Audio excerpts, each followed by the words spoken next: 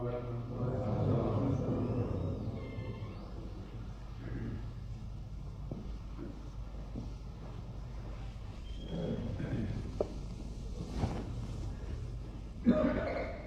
আলাইকুম রহমতুল্লাহ। আসসালামু আলাইকুম রহমতুল্লাহ বরকাতুহু। হুজুর বলছেন যে আমরা পূর্বেই অন এয়ার হয়ে গেছি, কিন্তু আবার নিচে আসতে হলো। আমার কিছু নোট অফিসে পড়েছিল, তাই আবার আমাকে নোট আনার জন্য যেতে হলো। আউযু বিল্লাহি মিনাশ শাইতানির রাজিম। বিসমিল্লাহির রহমানির রহিম। ওয়াইদা হাদারাল কিসমতা উলুল কুরবা ওয়াল ইয়াতামা ওয়াল মাসাকিন ফারযুকুহুম মিনহু ওয়া কুলু লাহুম কওলাম মারুফা।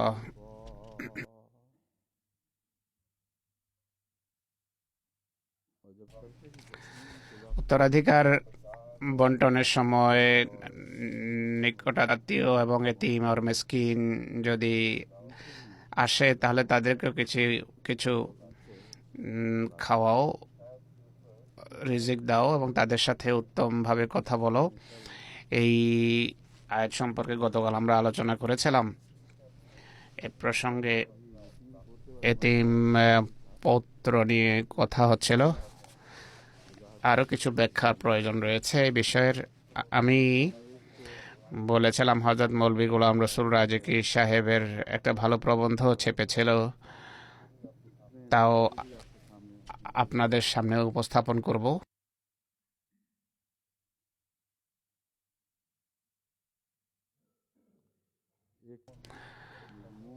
মালিক সাইফুর রহমান সাহেব মরহুমেরও একটা প্রবন্ধ আছে।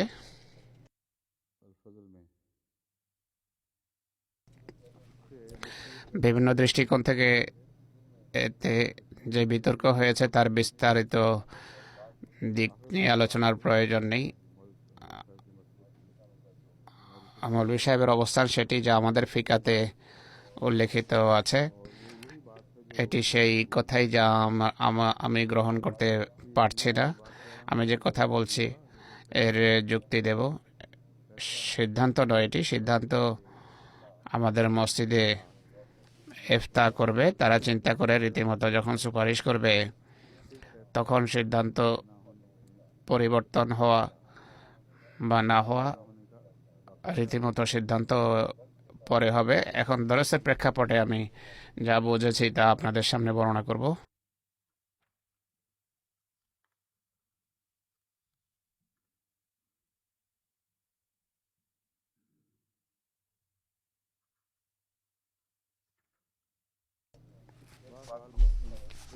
একটি কথা মালিক সাহেব পরিষ্কারভাবে সেই প্রবন্ধে লিখেছেন, এতিমপত্রের সম্পত্তি থেকে বঞ্চিত থাকার বিষয়টি কোনো আয়াত বা হাদিসের ভিত্তিতে নয়, বরং এটি ব্যাখ্যার ভিত্তিতে হবে, যাতে ভুল করা বা ভুল না করার উভয়টি সম্ভাবনা আছে। এতিম পত্রের যে বঞ্চিত থাকার বিষয়টি, এটি থেকে বোঝা যায় যে তিনি কোন ধরনের মন মানসিকতা রাখতেন। সিদ্ধান্ত যেহেতু সততার সাথে করেছেন, তাই তিনি নিজের বলা কথাকে নিজেই কেটে দিয়েছেন। এটি ব্যাখ্যা ভিত্তিক একটি বিষয়, ভুলও হতে পারে এই ব্যাখ্যায়, আবার ঠিকও হতে পারে। আজ ভুল তাহলে হওয়া না হওয়া সমান হয়ে গেল, কোনোটির কোনো সনদ প্রমাণিত হলো না। সম্পদ দেয়ারও, তাকে সম্পদ দেয়া, উত্তরাধিকার দেয়ারও কোনো সনদ থাকলো না, আর না দেয়ারও কোনো সনদ রইল না। এখন আমি এই বিষয় সম্পর্কে বিস্তারিতভাবে আপনাদেরকে বোঝাবো, যা বর্তমান যুগের ফিকা থেকে যে বিতর্ক সামনে আসে, যার ভিত্তিতে স্পষ্ট সিদ্ধান্ত হওয়া উচিত, তা আমি আপনাদের সামনে তুলে ধরছি। বিভিন্ন ইসলামী দেশে এক্ষেত্রে যে নতুন টেন্ডেন্সি দেখা যায় তা হলো পৌত্রকে কিছু দেয়া উচিত, দেওয়ার পক্ষে। কিভাবে দিতে হবে এই বিষয়টি এখনও স্পষ্ট নয়। বেশিরভাগ ইসলামিক দেশে যেখানে সিদ্ধান্ত হয়েছে সেখানে সেই পন্থায় অবলম্বন করা হয়েছে যা আমাদের ফিকা আহমদিয়াতে রয়েছে, আর বলা হয়েছে যে পৌত্রের অনুকূলে ওসিয়ত করা দাদার জন্য যেন আবশ্যক। এই দায়িত্ব পালনে যদি ব্যর্থ হয় তাহলে কেবল ক্ষুধার শাস্তির বিষয় নয়, বরং আমরা এটি ধরে নেব যে যেন তিনি ওসিয়ত করে দিয়েছেন। যদি ওসিয়ত না করেন তাহলে পৌত্রীর বিচার বিভাগে গিয়ে সিদ্ধান্ত তাদের অনুকূলে নেয়ার অধিকার আছে। বিচার বিভাগ সেক্ষেত্রে অবশ্যই সিদ্ধান্ত দিতে বাধ্য হবে যে তার জন্য আবশ্যক ছিল, তাই সে ওসিয়ত করেছে। এটি বড় জটিল একটা প্রশ্ন। এটি তার জন্য কিভাবে ফরজ হলো? যদি ওসিয়ত না করতেও ধরে নেওয়া হতো যে ওসিয়ত করে দিয়েছে, তো কোরআন কথা কেন বলে দিল না তাদের একটা প্রাপ্য অংশ আছে এমন পৌত্র পৌত্রীর? তাদের মতে যেন তাকে নসিহত করা হচ্ছে যে এদের জন্য ওসিয়ত করে যাও। এটি সম্পূর্ণ ভ্রান্ত কথা যে যেন এদেরকে ওসিয়ত করা হচ্ছে। দাদাকে বলা হচ্ছে যে যে ব্যক্তির পুত্র মারা যায় আর সেই ব্যক্তির যদি অন্য পুত্ররাও থাকে, দাদার জন্য ফরজ হলো সেই পুত্রের সন্তানদের পক্ষে ওসিয়ত করা। ওসিয়ত না করলে কিছু যায় আসে না, কারণ তা তো আমরা দিতে বাধ্য করবই। তাই আমরা ধরে নেব যে সে ওসিয়ত করেছে। যে অদ্ভুত যুক্তি কোরআনের আয়াতের বা কোরআনের শিক্ষা বা প্রতিপাদ্য বিষয়ের সম্পূর্ণ পরিপন্থী। যে কোরআন কান সোজা না ধরে অন্য দিক থেকে ধরবে, এটা ফুকাহা করেছে, কোরআন করিম করেনি। এই সিদ্ধান্তের ত্রুটি এমন যে বোঝা যায় না যে তারা কেন এটি নিয়ে বিতর্ক করে না। দৃষ্টান্তস্বরূপ দহিত্র দহিত্রীর কথা কেন বলে না? পৌত্র পৌত্রীর কথা বলছেন, দহিত্র দহিত্রীর কথা কেন বলে না? মেয়েরও তো প্রাপ্য ছিল। নিজেদের সামাজিক প্রথা অনুসারে কোরআনের কাছ থেকে সে সিদ্ধান্ত নেবেন, যা অজ্ঞতার যুগের সিদ্ধান্ত। আমরা বড় মহিমার সাথে কোরআন পৃথিবীর সামনে উপস্থাপন করি যে সেই মেয়ে যে বঞ্চিত, যাকে উত্তরাধিকার থেকে বঞ্চিত করা হয়, তাকে উত্তরাধিকারী আখ্যা দিয়েছে কোরআন। আর পাশ্চাত্যের ধর্মযাজকরাও বলতে বাধ্য হয়েছে যে কোরআনের সিদ্ধান্ত কত অসাধারণ, অথচ আমাদের আলেমেরা কন্যাকে কার্যত বঞ্চিত করছে। কেননা শুধু দাদা পৌত্রের কথা কেন হবে? দাদা পৌত্রে, দাদা দহিত্র, দাদা দহিত্রীর আলোচনা হওয়া উচিত ছিল। এই আলোচনা হওয়া উচিত ছিল যে সবার পাওয়া উচিত। আর এরপর সেই বিধবার দোষ কি, অর্থাৎ কারো পুত্রের স্ত্রীর দোষ কি যার কোনো সন্তান নেই?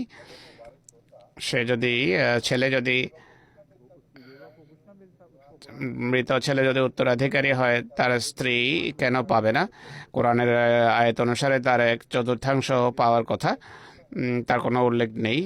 তো এটি অদ্ভুত ফিকা, কোরআনই বিষয় না গলায় আর পুরো সিস্টেমকে নষ্ট করে। স্পষ্ট সিদ্ধান্ত এটি হওয়া উচিত যে পিতার জীবদ্দশায় সন্তান তার সম্পত্তিতে অধিকার রাখে কিনা। যদি অধিকার রাখে তাহলে কন্যারাও সেভাবে পাবে যেভাবে ছেলেরা পায়, সেসব পুত্ররাও পাবে।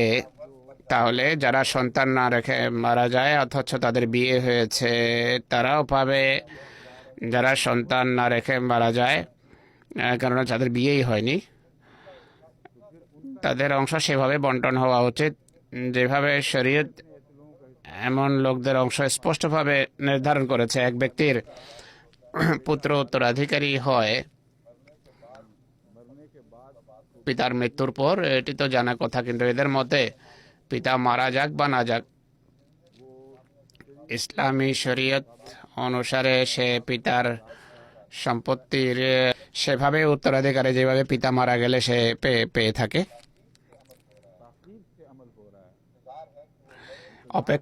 অপেক্ষা থাকে যে মারা গেলে যাদের উপর আমল হয়। অর্থাৎ পিতা মারা গেলেই সিদ্ধান্ত হবে, এই হলো নীতি যা এরা মেনে নিয়েছে বা স্বীকার করেছে। এখন যে যে পুত্র সন্তান না রেখে মারা যায় বা বিয়ের পূর্বে মারা যায়, তাকে এই তালিকা থেকে কিভাবে বের করবেন? কোনো অধিকার নেই তাকে বের করার। তাই সিদ্ধান্ত এটাই হওয়া উচিত, এক পুত্র ছোট বয়সে মারা গেছে, এরপর দ্বিতীয় জন মারা গেছে, তাদের উভয়ের অংশ তাদেরকে দিতে হবে। এরপর মা যদি জীবিত থাকে, আম, ছে- ছেলে যদি সন্তান না রেখে মারা যায়, তাহলে মায়ের অংশ বের করতে হবে। আর বাকি অংশ উত্তরাধিকারীদের মাঝে সেভাবে বন্টন করা যেভাবে কেলালার অংশ বন্টন করা হয়। কেলালার অংশ বন্টন করতে গিয়ে তার একটা অংশ এমনও থাকবে যা তাদের কেউ পাবে না, ভাই বোন কেউ পাবে না, সেটি পৃথক থেকে যাবে। এরপর বিধবার কথা নিয়ে যেভাবে বললাম, সে কেন বঞ্চিত থাকবে? স্বামী স্ত্রী কারো পুত্র যদি মারা যায়, তার বিধবা স্ত্রীকে কি বের করে দেবেন, বা মারা গেলে সে কি আবার নিজের অংশ নেওয়ার জন্য আসবে? আসলে কি উত্তর দেবে? নীতি কি, কোন ভিত্তিতে কথা বলবে? वो लावारिस मरा था तो फिर जो बेटे छोड़ के मरा वो कैसे लावारिस नहीं मरा? পুরো ওসিয়ত ব্যবস্থা যা কোরআন উল্লেখ করেছে, এসব সিদ্ধান্ত সেগুলোকে সমূল উৎপাটন করে। কোরআনের শিক্ষায় নাক গলালে আবশ্যকীয়ভাবে এমন ফলাফলই সামনে আসে যে অজ্ঞতা প্রসূত ধারণা এবং কুপ্রথা রয়েছে, সেগুলোর অনুসরণ করা হয়েছে এবং আর কোরআনকে ছেড়ে দেওয়া হয়েছে। মৌলিক নীতি হলো প্রত্যেক ব্যক্তি নিজের জীবদ্দশায় সম্পত্তির মালিক। যে উত্তরাধিকার না পেয়ে মারা যায়, সে উত্তরাধিকার না পেয়েই মারা গেল। দুর্ঘটনার ফলশ্রুতিতে একই পরিবারে এমন আপস অ্যান্ড ডাউনস হয়েই থাকে। সেটি কেউ বাধাগ্রস্ত করতে পারে না। কেউ কেউ ধনী হয়ে যায়, কেউ দরিদ্র। এটি কোথায় পেয়েছেন? সবাইকে সব সন্তানকে একই অবস্থায় রাখতে হবে, এটি কোথায় পেয়েছেন? তো অর্থনৈতিক পার্থক্য এবং পরিস্থিতির ভিন্নতা, এটাকে এক রূপ দেয়া যায় না। ইসলামিক সম্পদ বন্টনের ক্ষেত্রে কোনো কার্ল মার্কসের নীতি কাজ করবে না।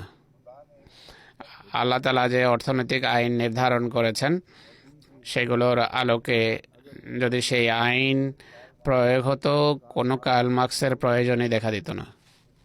ইসলাম যেভাবে সম্পদ বন্টনের শিক্ষা দিয়েছে,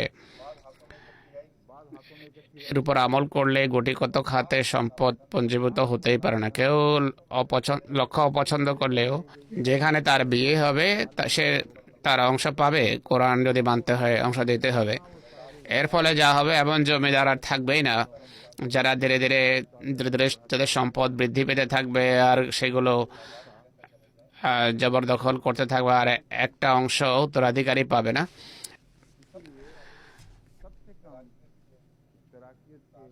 কমিউনিজমের সম্ভাবনা সবচেয়ে কম ইসলামিক দেশে থাকে, সেসব দেশে যেখানে এখনও পুরোপুরি ইসলামী শরীয়তের উপর আমল তো হচ্ছে না, কিন্তু তারপরে তত বৈষম্য দেখা যায় না। যদি হঠাৎ করে তেল সম্পদ আবিষ্কৃত না হতো, যাকে কিছু মানুষ আত্মসাৎ করে রেখেছে, এমনটি না হলে ইসলামী দেশে সবচেয়ে কম বৈষম্য দেখা যায়। তার মোকাবেলায় পৃথিবীর অন্য সব দেশে বৈষম্য অসাধারণ দেখতে পাবেন আপনি। অর্থাৎ সম্পদ কোনো ক্ষেত্রে কারো ঘরে সম্পদের পাহাড়, আর কোনো ক্ষেত্রে কোনো সম্পদেই জীবনের ন্যূনতম মানেরও নিচে চলে গেছে অনেক পরিবার। ইসলামী ব্যবস্থাপনার স্পিরিটের সাথে বিষয়গুলো সম্পর্ক রাখে। যিনি নিজাম এবং ব্যবস্থাপনা জারি করেছেন, তিনি এই সিদ্ধান্ত দিতে পারেন। দয়ার নামে এই সমস্ত বিষয়ে হস্তক্ষেপ করার কারো কোনো অধিকার নেই। যদি হস্তক্ষেপ করো, তাহলে পুরো ব্যবস্থাপনাকে তোমরা বিকৃত করবে। লিযাকারি মিসলু হাযিল উনসায়াইন, এটি হলো আইন, যা পরের আয়াতের শিরোনাম। আর এরা এটিকে লঙ্ঘন করে। দেখুন, এরা বলে যে যদি পুত্র পিতার জীবদ্দশায় মারা যায়, তাহলে সে উত্তরাধিকারী হবেই। অর্থাৎ প্রয়াত ব্যক্তির সন্তানরা উত্তরাধিকারী হবেই। মেয়েরা কেন উত্তরাধিকার পাবে না, এমন ক্ষেত্রে এই বিতর্ক এখন বাদ দিচ্ছি। এখন একটা উদাহরণ দিচ্ছি। बेटा क्योंकि वारिस की পুত্র যেহেতু উত্তরাধিকারীদের অন্তর্ভুক্ত ছিল, তাই সে মারা গেলেও তার সন্তানরা পাবে। যেন মৃত পুত্রের উত্তরাধিকারীদের বিষয়টি তার সন্তানদের মাঝে সন্তানদের ক্ষেত্রে প্রযোজ্য হবে। এ পর্যন্ত সব ঠিক আছে, কিন্তু এসব আইনকে যদি বিস্তারিত পড়েন তাহলে এরা লেখে যে 1/3 বেশি সে পাবে না। সেই পুত্র, কারো পুত্র যদি তার জীবদ্দশায় ইন্তেকাল করে এবং পিছনে সে সন্তান সন্ততি রেখে যায় এবং তার যদি আরও সন্তান সাথে থাকে, তাহলে মৃত পুত্রের সন্তানেরা 1/3 বেশি পাবে না। এই 1/3 বিতর্ক কোত্থেকে এসেছে সেটি পৃথক বিতর্ক, এটি পরে আসবে, কিন্তু এরা এই কথা মানে। এর অর্থ যা দাঁড়ায় তা হলো, যদি এক কন্যা এবং এক পুত্র থাকে কোনো ব্যক্তির, আর সে ব্যক্তির পুত্র তার জীবদ্দশাতেই মারা যায়, যার উত্তরাধিকার বন্টন হবে, তার জীবদ্দশায় তার পুত্র মারা যায়, তাহলে পিছনে শুধু কন্যা থেকে গেল, তাই না? যদি কন্যা থেকে যায় তাহলে সম্পত্তির অর্ধেক তাকে সম্পত্তির অর্ধেকের সে মালিক হলো। যে পুত্র মারা গেছে তার সন্তানদেরকে 1/3 বেশি দেয়া হবে না।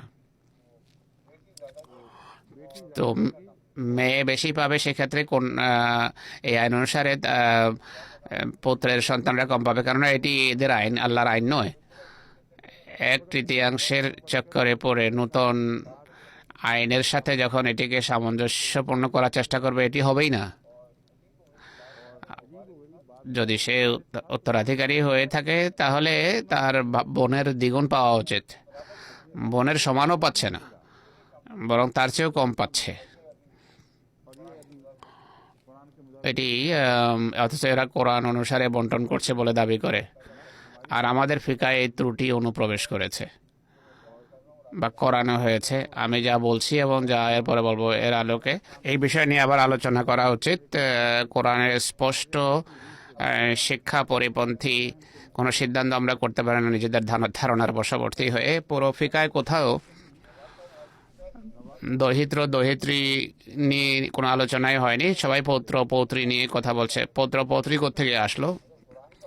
যদি কোরআনের নীতি মানতে হয় তাহলে মেয়ের অধিকারও দাও, অন্য সব অধিকার যা এক্ষেত্রে প্রাপ্য তা দাও।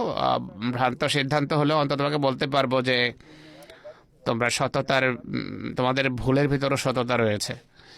কিন্তু যদি এটিকে ছেড়ে ভ্রান্ত সিদ্ধান্ত করো যা কোরআন পরিপন্থী হবে, তাহলে নির্বুদ্ধিতা বশত ভুল করো বা অসৎ মন মানসিকতার কারণে ভুল করো।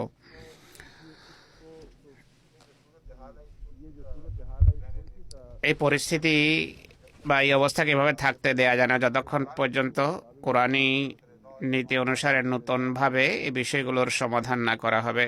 দ্বিতীয়ত হলো পাকিস্তানের আইন, সব মুসলমান দেশ থেকে পৃথক আইন। তারা নিজেদের পক্ষ থেকে যা সামনে রেখেছে তা একদিক থেকে ভালো। আমাদের কিছু আহমদি যারা ফোকাহা সাজে, তারা মনে করে পাকিস্তানের আইন সবচেয়ে ইসলাম পরিপন্থী, ইসলাম থেকে দূরে। অন্য অন্য ইসলামী দেশের আইন ইসলাম সম্মত। অদ্ভুত অদ্ভুত যুক্তি তারা দিয়ে থাকে। পাকিস্তানে শুধু পৌত্র পৌত্রীকে নয়, বরং দহিত্রীদেরও উত্তরাধিকার দেয়।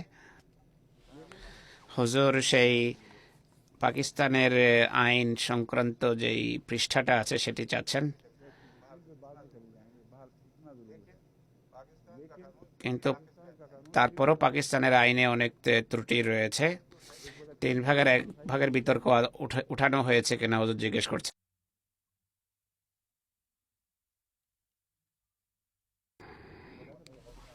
পুরোটা পড়ার সময় নেই, আর আমাকে এর হাইলাইটগুলো আমাকে অবহিত করুন। খোলাসা বা সারাংশ বের করা হয়েছে। পাকিস্তানের আইন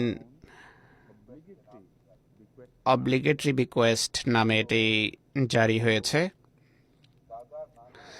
দাদা নানা যদি ওসিয়ত করতে না পারেন তাহলে আদালত সেইভাবে ব্যবস্থা নিতে পারে যেন দাদা নানা ওসিয়ত করে গেছেন, এটি ধরে নেওয়া হবে।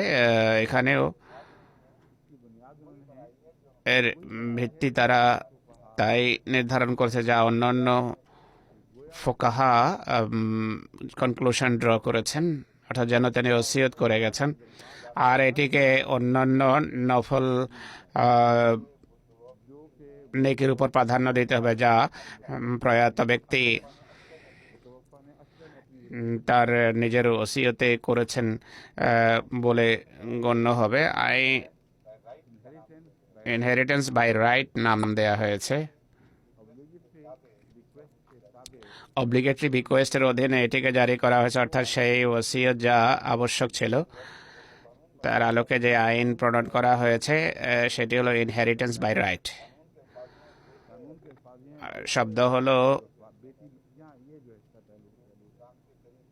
এই দিকটা ইসলামের নিকটতর, ইসলাম থেকে দূরে নয়।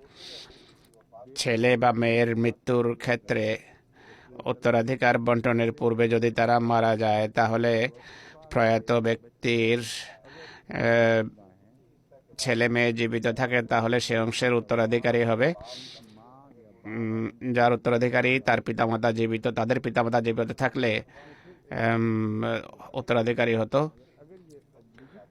যদি এটি আবশ্যিক ওসিয়তের অধীনে হয় তাহলে এমন সব ফোকাহা যারা এটিকে মানে তাদের মতে এর অর্থ হলো 1/3 এর বেশি পিতা ওসিয়ত করতে পারবে না। এর বাইরে কেন ওসিয়ত সংক্রান্ত যে আয়াতের সাথে তারা এটিকে সম্পৃক্ত করছে সেই আয়াতের অধীনে সব ফোকাহা মানেন যে এখানে এমন লোকদের ওসিয়তের কথা হচ্ছে যারা ওয়ারেস নয়, যারা উত্তরাধিকারী হয় না। যেই একটি আয়াতে আছে যে ওসিয়ত করতে হবে, তোমাদের কারো যখন মৃত্যু এসে যায় তখন তোমরা ওসিয়ত করে যাও, এটি হলো আবশ্যিক ওসিয়ত। কি ওসিয়ত করবে তা বিস্তারিত বলা হয়নি। তখন এই বিতর্কের অবতারণা হয় যে কোরআনের এই আয়াত কি ওসিয়তের সে আয়াতকে রহিত করেছে যে আয়াতে ওসিয়তের বিস্তারিত বিবরণ রয়েছে যে ছেলেরা এতটা পাবে, মেয়েরা এতটা অংশ পাবে, পিতামাতায় এতটা অংশ পাবে, নাকি সেই এই আয়াতকে রহিত করেছে। যদি এই আয়াত সেই আয়াতকে রহিত না করে তাহলে সেই আয়াতের বিরুদ্ধে কেউ কিভাবে ওসিয়ত করতে পারে? যদি সেই আয়াত এটিকে রহিত করে তাহলে ওসিয়ত করতেই পারে না। এই আয়াত রহিত আয়াতের অন্তর্ভুক্ত হবে, বিস্মৃত হবে। এই সংঘর্ষ দূর করার জন্য আসলে কোনো সংঘর্ষই নেই। এই কল্পিত সংঘর্ষ দূর করার জন্য ফোকাহা মনে করেন যে এখানে যারা ওয়ারেস নয় তাদের পক্ষে ওসিয়তের কথা বলা হয়েছে। যাদের অনুকূলে কোরআন ওসিয়তের বিষয়টি স্পষ্ট করেছে যে ছেলে 2 ভাগ পাবে, মেয়ে 1 ভাগ, সে তাতে হস্তক্ষেপ করার অধিকার এই আয়াত দেয় না, বরং প্রত্যেক ব্যক্তিকে তার সম্পত্তির 1/3 পর্যন্ত, যারা ওয়ারেস নয় তাদেরকে 1/3 পর্যন্ত দিতে পারে, ওসিয়ত করতে পারে তাদের পক্ষে। এই বিষয়টি এখনো গবেষণার দাবি রাখে। 1/3 কথাটি কোত্থেকে বের করা হয়েছে? কোরআনে কোথাও লেখা নেই যে অমুসলিমকে 1/3 দেওয়া যেতে পারে না। আমার যতটা মনে পড়ে এক যুগে আমরা পড়েছিলাম যে ফোকাহা বা ফিকাবিদদের ভিত্তি বেশিরভাগ ক্ষেত্রে সেসব হাদিসের উপর যেগুলা থেকে বোঝা যায় যে মহানবী কোনো কোরবানিকারীদের বলেছেন যে তোমাদের কাছ থেকে 1/3 এর বেশি আমি নেব না, তোমাদের সন্তান আছে, তাদের অধিকার আছে, তাদের অধিকার দাও। এই ভিত্তিতে ফিকার একটা নীতি নির্ধারণ করা হয়েছে। আর কথা বিস্তৃত হয়েছে যে এমন হাদিস বরং এর চেয়ে দৃঢ় সনদযুক্ত হাদিস থেকে প্রমাণিত যে হযরত আবু বকর রাদিয়াল্লাহু তাআলা আনহু তার সব সম্পদ যখন ইসলামের সেবার জন্য দিয়েছেন তা পুরোটাই গ্রহণ করা হয়েছে। হযরত ওমর রাদিয়াল্লাহু আনহু তার সম্পদের অর্ধেক দিয়েছেন, তা গ্রহণ করা হয়েছে।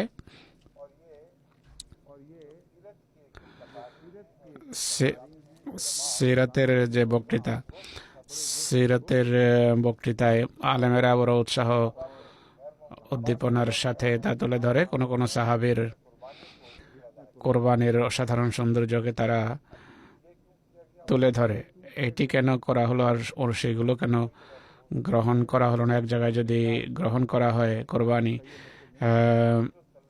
তাহলে এর অর্থ কি এটি দাঁড়ায় না যে মহানবী সব কোরবানিকারীর নিষ্ঠা এবং আন্তরিকতার মানকে সামনে রেখেছেন, তার আন্তরিক প্রেরণাকে সামনে রেখেছেন, তার নিজের বংশের সাথে তার সম্পর্কের দিকটাও তিনি দৃষ্টিতে রেখেছেন, আর এমন সিদ্ধান্ত করেছেন যা মহানবী সাল্লাল্লাহু আলাইহি ওয়াসাল্লামের পবিত্র অন্তর্দৃষ্টির সাথে সম্পর্ক রাখত। কোনো ফিকা বা ফতোয়াগত সিদ্ধান্ত করেননি। অন্তর্দৃষ্টির ক্ষেত্রে অনেক কথা মহানবী তার অন্তর্দৃষ্টির নিরিখে সামনে রেখেছেন।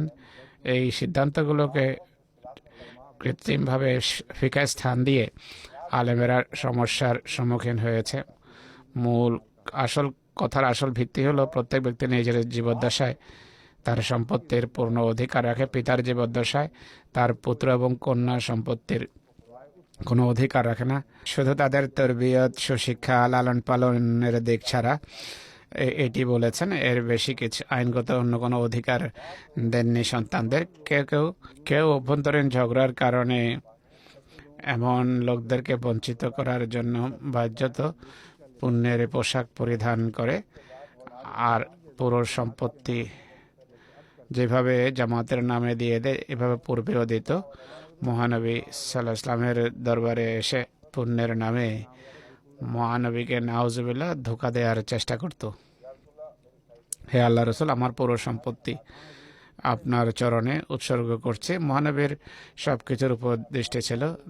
তিনি জানতেন অনেকের মাঝে সেই নিষ্ঠা নেই, এখলাস নেই। এটি লড়াই, ঝগড়া এবং দুশ্চরিত্র বই কিছু নয়। স্ত্রী সন্তানকে বঞ্চিত করতে চায়, এটি বৈধ নয়। অনেকের সম্পর্কে মনে করতেন এরা আন্তরিকতার সাথে করছে ঠিকই, কিন্তু এর ফলে সন্তান সন্ততির কোনো ওলি এবং উত্তরাধিকারী থাকবে না। তারা কষ্টদায়ক অবস্থার মুখোমুখি হবে, মিসকিন হিসাবে মানুষের কাছে হাত পাতবে। তো এই নেকি অন্য নেকির সাথে সাংঘর্ষিক। এটি শরীয়তের কোনো বিষয় অন্য বিষয়ের সাথে সাংঘর্ষিক নয়। এই ব্যাখ্যা কেন করেন আলেমেরা? যদি এই ব্যাখ্যা করেন তাহলে এই সংক্রান্ত সব হাদিস একটি অন্যটির সাথে সামঞ্জস্য রাখবে। আবু বকরের কাছ থেকে পুরো সম্পদ নিয়েছেন। তার নিষ্ঠা, আন্তরিকতার উপর মহানবীর পূর্ণ বিশ্বাস ছিল, আর এই বিশ্বাসও ছিল যে তার সন্তান সন্ততি আসলে অন্যের কাছে হাত পাতবে না, ঐশী শুভ সংবাদের অধীনে হবে, বা তার অন্তর্দৃষ্টির ভিত্তিতে তার দৃঢ় বিশ্বাস ছিল, তাই নিয়েছেন। এবং তার সন্তান কখনো এরপর হাত পাতেনি কারো কাছে, ভিক্ষা করতে বাধ্য হয়নি। হযরত ওমরের কাছ থেকে অর্ধেক সম্পত্তি নিয়েছেন, যতটা তিনি দিয়েছেন। তার নিষ্ঠা এবং আন্তরিকতাকে তিনি গ্রহণ করেছেন। অন্যদের সম্পর্কে যে সিদ্ধান্ত দিয়েছেন তা হলো, যদি তাদের পুণ্য হিসেবে আমি এটি গ্রহণ করি তাহলে এই পুণ্য তার কোনো সন্তানের পক্ষে পাপ প্রমাণিত হবে। নিজের সন্তানদের প্রতি নিষ্ঠুরতা, নিকটাত্মীয় যাদের কথা আল্লাহ তাআলা বারবার বলেছেন, অন্য মহান উদ্দেশ্যকে এমনভাবে প্রাধান্য দেয়া যে এক পুণ্য অন্য পুণ্যকে হত্যা করছে, এটিকে রাসূলুল্লাহ কখনো গ্রহণ করেননি। সব মহানবীর সকল সিদ্ধান্তের সাথে এটি সম্পৃক্ত দেখবেন। আপনি যদি নীতিভিত্তিক সিদ্ধান্ত করেন, নীতির ভিত্তিতে সিদ্ধান্ত করেন, রাসূলুল্লাহর সিদ্ধান্তে কোনো আপনি সব বিরোধ দেখবেন না।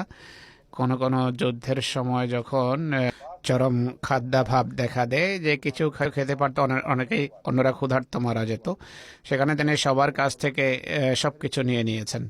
সেখানে সম্পত্তির ব্যক্তিগত অধিকার মহানবী প্রত্যাহার করেছেন। প্রশ্ন উঠে যে কেন করলেন? এর কারণ স্পষ্ট ছিল। কারণ ছিল কোরআন শরীফে কিছু মৌলিক মানুষের এমন অধিকার নিশ্চিত করেছে যেগুলোর সাথে কারোর সম্পদ যদি সাংঘর্ষিক হয় তাহলে সে আর সেই সম্পত্তির মালিক থাকে না, সম্পত্তি তখন আর তার নিজের থাকে না। অফি আমওয়ালিহিম হাক্কুল লিসসাইলি ওয়াল মাহরুম, তাদের ধন সম্পদে পরিস্থিতি এমনও হতে পারে যে দরিদ্র এবং ভিখারিদের অধিকার তাতে থাকবে। কেউ এর যায় যে অনুবাদেই করুক না কেন, মহানবীর এই হাদিস এই আয়াতের এই বিষয় আমাদের সামনে স্পষ্টভাবে তুলে ধরছে। সম্পদ যদি মানুষের হয়ে থাকে তারা তো খাবে, পান করবে, কিন্তু সে অবস্থায় অন্যরা ক্ষুধার্ত মরবে। এমন ক্ষেত্রে আল্লাহ তাআলা আদমের যুগ থেকে যে শরীয়তের প্রারম্ভে যে মৌলিক অধিকার নিশ্চিত করেছেন, তাহলে তোমরা খাবে, পান করবে এবং পোশাক তোমাদের থাকতে হবে। এই আইন, এই মৌলিক নীতির সাথে ব্যক্তিগত মালিকিয়ত সাংঘর্ষিক হবে। সেখানে তাদের অধিকার থাকবে অতিরিক্ত সম্পদের অধিকারী লোকদের সম্পদে। সামগ্রিকভাবে সম্পদ যখন কিছু হাতে পুঞ্জীভূত হতে থাকে আর বাকি সম্পদ অন্যদের ন্যূনতম চাহিদা যদি পূরণ করতে পারে, তাহলে তাদের কাছ থেকে জোর জবরদস্তি ছিনে নেওয়ার অধিকার ইসলাম কাউকে দেয় না, কেননা তাহলে এক বিতরণ ঝগড়া আরম্ভ হয়ে যাবে। কিন্তু কিছু মানুষের যখন মৌলিক অধিকার থেকে বঞ্চিত থাকার আশঙ্কা দেখা দেবে, তখন আয়াতের অর্থ হবে তোমাদের সম্পদে তাদের অধিকার আছে। মহানবী বলেন, বেশি কম যার কাছে যাই আছে সব নিয়ে আসা, সবগুলোকে সব একত্রিত করে সমানভাবে তা বন্টন করেন। প্রাত্যহিক জীবনে এমনটি ঘটত না। এটি দৈনন্দিন জীবনের সাধারণ অবস্থায় একটা ফতোয়া এবং এক কর্মপন্থা একটা ভিন্ন অর্থ প্রকাশ করে, আর বিশেষ পরিস্থিতিতে এর অর্থ ভিন্ন হয়ে থাকে। কিন্তু এগুলোর মাঝে কোনো বিরোধ নেই, সংঘর্ষ নেই। কিছু মহান নীতির অধীনে স্থানকাল ভেদে সেসব নীতির ভিত্তিতে সিদ্ধান্ত হচ্ছে যেগুলোর মাঝে কোনো বিরোধ নেই। এই বিষয়টি এক তৃতীয়াংশ ওসিয়ত করার বিষয়ের উপর আলোকপাত করে। এক তৃতীয়াংশকে যদি সেভাবে তোমরা বন্টন করো আর একই সাথে এই কথা স্বীকার করো যে যে যে ব্যক্তি মারা যাচ্ছে তার পূর্বে যে পুত্র মারা গেছে সে অধিকার পাবে, তাহলে প্রশ্ন দাঁড়াবে হাদিসের যেই ব্যাখ্যা তুমি করেছো তা কোরআনের স্পষ্ট সিদ্ধান্তের সাথে সাংঘর্ষিক হবে। এক তৃতীয়াংশের কথা তো মানলে প্রয়াত পুত্রের সন্ততির পক্ষে এক তৃতীয়াংশ আসছে না, বরং যে সত্যিকার অর্থে উত্তরাধিকারী নয় তাকে দেয়া হচ্ছে। অর্থাৎ যে ব্যক্তি মৃত্যু পথযাত্রী, তার পূর্বে তার যে সন্তান মারা গিয়েছে, যে ব্যক্তির সম্পদ বন্টন হবে তার কথা আমি বলছি। আমি বারবার বলছি এজন্য যে অনেকে এই বিষয়ে বোঝে না, তাই বারবার কথা পুনরাবৃত্তি করতে হয়। দৃষ্টান্তস্বরূপ জায়েদ মৃত্যু পথযাত্রী, তার মৃত্যুর পূর্বে তার এক পুত্র মারা গিয়েছে। ধরুন কথার কথা, যদি পুত্র উত্তরাধিকারী হয়ে থাকে তাহলে কন্যাদের বিপরীতে সে 2 ভাগ পাবে, ভাইদের সমান অংশ পাবে। যদি সে উত্তরাধিকারী না হয়ে থাকে তাহলে এদের নীতি অনুসারে তাকে 1/3 বেশি দেয়া যেতে পারে না। কেননা 1/3 যারা উত্তরাধিকারী নয় তাদেরকে দেয়া যেতে পারে, কিন্তু এরা বলে সন্তানদেরকে দেয়া যেতে পারে না। সেই সন্তান যে উত্তরাধিকারী হবে তার অনুকূলে ফুকাহাদের মতে 1/3 স্বেচ্ছায় দেওয়ার অধিকার নেই সম্পত্তির মালিকের। সব আলেমদের কাছে এটি স্বীকৃত, অর্থাৎ মৃত্যু পথযাত্রী ব্যক্তির সেই আয়াতের আলোকে, যে আয়াতে ওসিয়তের কথা বলা হয়েছে, সে নিজের সন্তানদের অনুকূলে ওসিয়তের অধিকারটা এভাবে ব্যবহার করতে পারে না যে কাউকে বেশি দেবে, কাউকে কম দেবে, কেননা এটি ওসিয়তের সেই আয়াতের সাথে সাংঘর্ষিক, যে আয়াতে অংশ নির্দিষ্টভাবে নির্ধারণ করা হয়েছে, যেটিকে আল্লাহ তাআলা নসিবা মফরুদা বলেছেন। এটি হলো সমস্যা। 1/3 বেশি ওসিয়ত করতে পারবে না, আর 1/3 সন্তান সন্ততির অনুকূলে ওসিয়ত করতে পারবে না। প্রশ্ন হলো, যে মারা গিয়েছে তাকে ওয়ারেস নয়, এই ভিত্তিতে দেয়া হয়েছে, এটি মানতে হবে। তাই উত্তরাধিকারের বাহানা এখানে আর চলল না। যদি সে উত্তরাধিকারী হয়ে থাকে, তাহলে 1/3 আইন কিভাবে তার ক্ষেত্রে প্রযোজ্য হতে পারে? উত্তরাধিকারীকে 1/3 অধীনে কিছু দেওয়া সম্ভবই নয়। আর যে উত্তরাধিকারী, তার জন্য স্থায়ী শিক্ষার অধীনে মেয়েরা 1 অংশ পাবে, ভাইয়েরা 2 অংশ পাবে। সে কিন্তু এমনভাবে বিষয়টা এরা ঘোলাটে করেছে যে পুরো উত্তরাধিকারের সিস্টেমটাকে লণ্ডভণ্ড করেছে। কোন একটা নীতি আপনি অনুসরণ করুন, সেটিকে অন্য নীতির সাথে সাংঘর্ষিক দেখবেন। আশা করি ডক্টর সাহেব আপনি বুঝতে পেরেছেন। ঘুম আসছে না তো? উনি বললেন যে না, আমি এটি বলছি না যে আপনি পুরো বিষয় আমাকে শোনান, কেননা একবার আমার অভিজ্ঞতা হয়ে গেছে পূর্বে। এটি নতুন বিষয়, তাই হুজুর বলছেন হয়তো কিছু এমন মানুষও আছে যারা আপনার মতো তত প্রখর নয়। আপনার পুত্র হয়তো বুঝে গেছে, সে খুব বুদ্ধিমান। বুঝতে পেরেছ? এক বংশ তো পুরোপুরি বুঝে গেছে, অন্যান্য বংশেরও তা বোঝা উচিত। 1/3 বিতর্ক কিন্তু আমি স্পষ্ট করলাম। প্রথম কথা হলো, 1/3 সংক্রান্ত নীতি কোরআন থেকে কোথাও প্রমাণিত হয় না, কোরআন থেকে তা কনক্লুড করা যায় না। কোরআনে কোথাও লেখা নেই যে কোনো ওসিয়তকারী উত্তরাধিকারী ছাড়া অন্যদেরকে সম্পদের 1/3 দিতে পারে। ঠিক আছে? 1/3 যে নীতি, যা হাদিস থেকে বের করা হয়েছে, সেই সব সঠিক হাদিসগুলো বাদ দেওয়া হয়েছে এবং আলোচনাধীন সেগুলো আনা হয়নি, যেগুলো 1/3 নীতির সাথে সাংঘর্ষিক বা কারো কাছ থেকে নেয়ার অনুমতি দেয় বা উসুল করার অনুমতি দেয়, আর কারো কাছ থেকে সব কিছু নিয়ে নিয়েছে। কম বেশির বিতর্ক সেখানে থাকেনি। যাদের কাছে যা ছিল সব নিয়েছেন রাসূলুল্লাহ। এগুলো সামনে রেখে সিদ্ধান্ত করুন, প্রমাণ করুন যে 1/3 নীতিটা কি। 1/3 কথা এরা আবার যারা ওয়ারেস নয় তাদের অনুকূলে মানে, যে শাখায় বসে আছে সেটিকেই কাটছে এরা। পুত্র যেহেতু উত্তরাধিকারী, তাই তার সন্তান সন্ততি পাবে।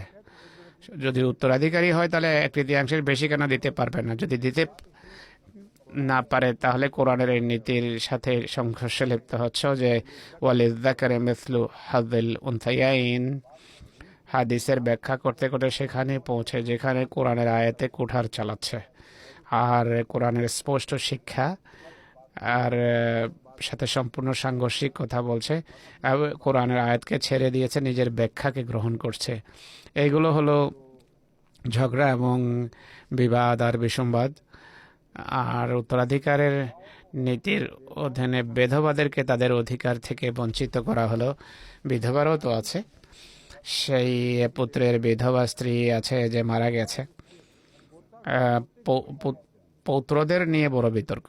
পৌত্র খুব প্রিয়। কোরআন যদি প্রিয় হতো তাহলে কোরআন যেই ক্ষেত্রে কারো অধিকার প্রতিষ্ঠা করেছে সবগুলো নিয়ে আলোচনা উচিত ছিল। বিধবাদের পক্ষে আওয়াজ উত্তোলিত হওয়া উচিত ছিল যে তোমরা ভুল কথা বলছো, নিজেদের পক্ষ থেকে কিছু কথা পরিত্যাগ করছো, কিছু কথা গ্রহণ করছো। বিধবাদের কথা বলো না কেন?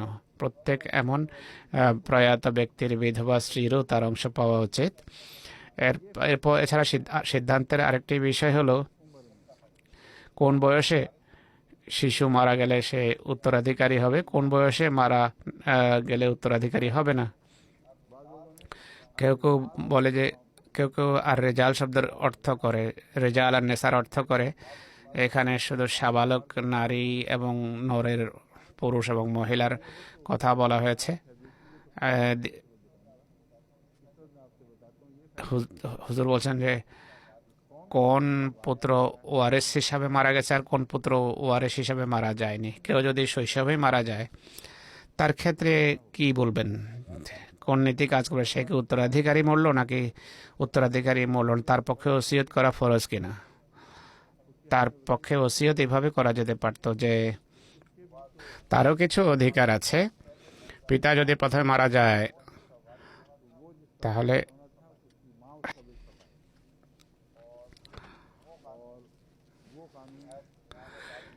সেই আইন যে আয়াতে আছে সেটি দণ্ডায়মান হবে যে এখানে এভাবে চলবে, তুমি কে হস্তক্ষেপ করার? ফোকাহা এই মজার বিতর্কের অবতারণা করেছেন যে রীতিমতো যদি নিকাহ হয়ে যায়, মোহরানা নির্ধারিত হয়, রুখসতি না হলেও অর্ধেক তার পাওয়া উচিত। এতে বয়সের বিতর্ককে অনেকেই উড়িয়ে দেয়, বলে যে শিশু হলেও তার নিকাহ বৈধ। দৃষ্টান্ত আমি আপনার সামনে রাখলাম। আমি আমার মায়ের বরাতে বলছি, হজরত মসিমুদ্দের যুগে হজরত সাহেবজাদা মির্জা মুবারক আহমদ সাহেবের সাথে আমার মায়ের নিকাহ হয়েছে, রীতিমতো তার স্ত্রী হয়েছেন তিনি। এই নিকায় হজরত মসিম ইসলাম হক মেহের ইত্যাদিও নির্ধারণ করে থাকবেন। এটি হতেই পারে না যে মসিম ইসলাম তা নির্ধারণ করবেন না। এরপর যে পুত্র মারা গেছেন তিনি যদি উত্তরাধিকারী হতেন, তার উত্তরাধিকার যে বিধবার পাওয়ার ছিল তা কেন পাননি? এ কথা অনেক দূর গড়াবে। আমাদের পুরো সম্পত্তি আবার বন্টন হতে হবে, ভাগ করতে হবে। তো যেখানে ইসলামের আইনে নিজেদের মিথ্যা সহানুভূতি এবং নিজের চিন্তাধারাকে নাক গলাতে দেবেন, সেখানে পুরো ইসলামিক সিস্টেম প্রভাবিত হবে। চূড়ান্ত কথা সেটি, যা মসিহ মাউদ বিস্তারিত বিষয় না উঠিয়ে এক বাক্যের মাধ্যমে বুঝিয়ে দিয়েছেন যে বাদশাদের বিরুদ্ধে মামলা করো যে আমরা তো আদমের সন্তান, এভাবে পুরো উত্তরাধিকার আবার বন্টন করতে হবে। তো এসব ঝগড়া নিজেদের মিথ্যা কামনা বাসনা বা যে ফিকা মানুষ পড়েছে তার প্রভাবাধীন হয়ে বলছে। এমন মনে হয় যেন ফোকাহা যা বলেছেন সেটি চূড়ান্ত কথা, যেন ফোকাহা শরীয়ত তারাই বানিয়েছেন। তারা শরীয়ত বানাতে পারতেন না, শরীয়ত বোঝা তাদের দায়িত্ব ছিল। যেখানে তারা ভুল করেছে, মানুষ হোঁচট খায়, ভুল করে, মানুষের এটি বৈশিষ্ট্য, ভুল হয়ে যায়। আমাদের কোনো অধিকার নেই সেই সব ভ্রান্তির ক্ষেত্রে তাদের অনুসরণ করার। ইসলাম সেই অধিকার আমাদেরকে দেয় না। যে বিষয়কে কোরআনের প্রতি সাংঘর্ষিক পাবে সেটি প্রত্যাখ্যান করা তোমাদের জন্য আবশ্যক। অতএব কোরআনের গুরুত্বপূর্ণ নীতিকে পথ প্রদর্শক হিসেবে গ্রহণ করো। উত্তরাধিকার সংক্রান্ত আয়াতের যে শিরোনাম আল্লাহ বানিয়েছেন, সেই আয়াতগুলো একের পর এক পড়ো। সেই মহান প্রধান নীতির ভিত্তিতে যদি সিদ্ধান্ত করে তাহলে সংঘর্ষ হওয়ার প্রশ্নই ওঠে না, অসম্ভব। সম্পত্তির কোনো অংশ যদি বেঁচে যায় বা কোনো অংশ বন্টন বিস্তারিত যদি আপনি পড়েন তাহলে দেখা যাবে সবকিছু দেওয়ার পরও কিছু অংশ থেকে যায়। সেই টুকরোগুলো কার জন্য, কে পাবে?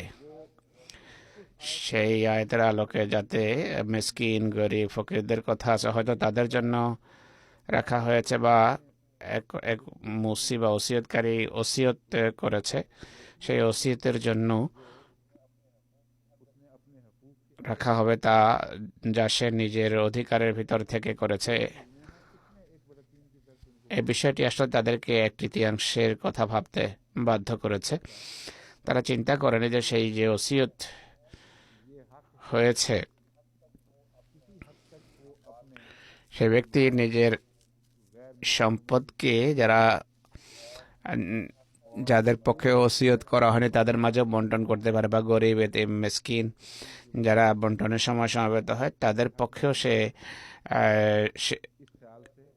সিদ্ধান্ত দিতে পারে। এই দিক থেকে সেই ওসিয়ত বলবৎ ছিল। আর একটু চিন্তা করেন যে সব জায়গায় ইসলামের রাজত্ব নেই, ইসলামের শাসন ব্যবস্থা নেই, তাই সেখানে 1/3 বিতর্ক এমনিতেই আবশ্যক নয়। সেই যুগে ইসলাম যেভাবে প্রসার লাভ করছিল, ইসলাম নিজের সীমানা থেকে অনেক দূর চলে গেছে, আর সেখানে আইন ছিল, অগত রয়েছে, তাদের সমস্যার সমাধান নেই।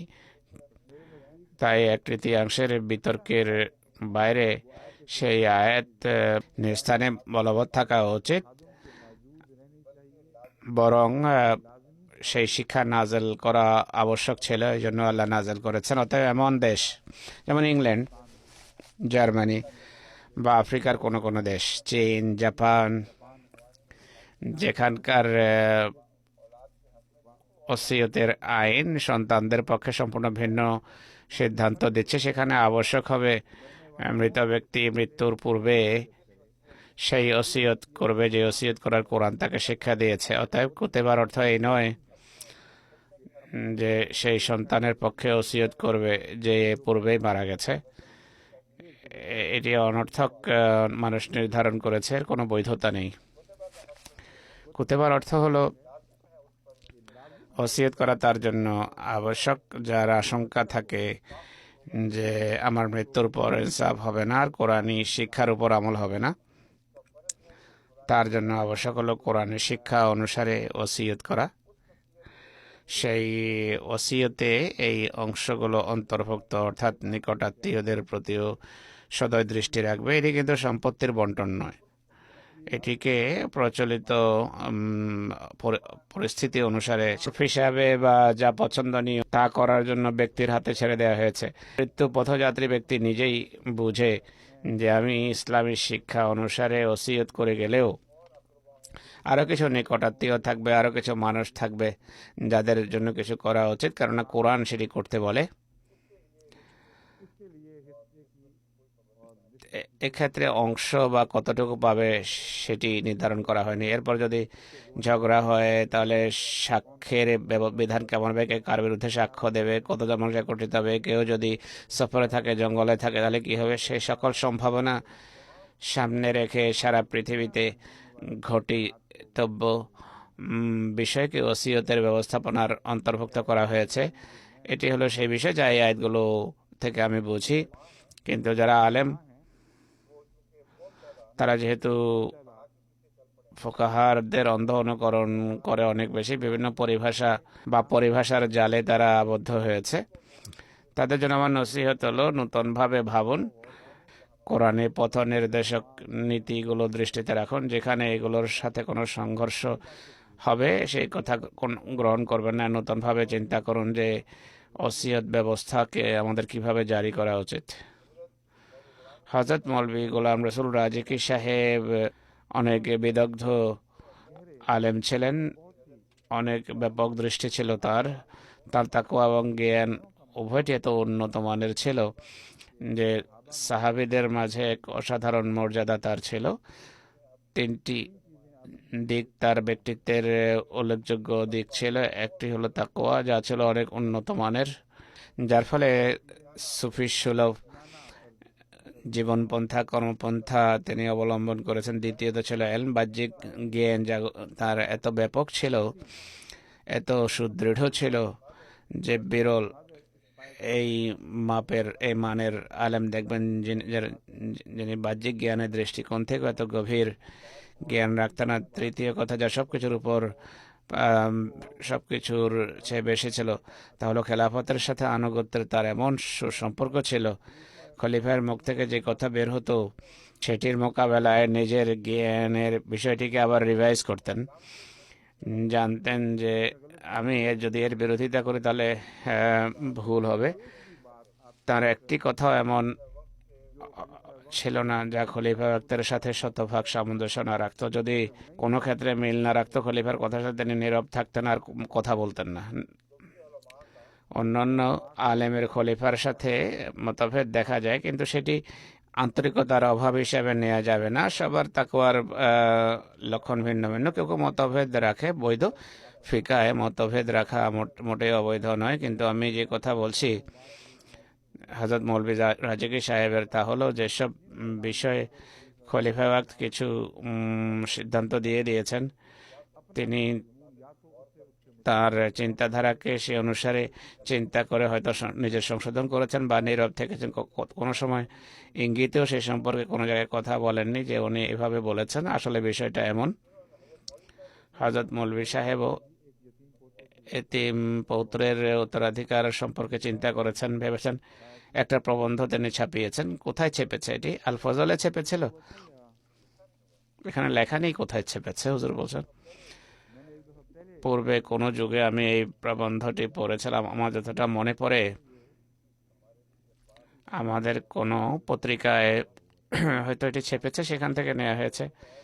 এটি আবার নোটে এসেছে, তো বোঝা যাচ্ছে না যে কোথায় ছেপেছে।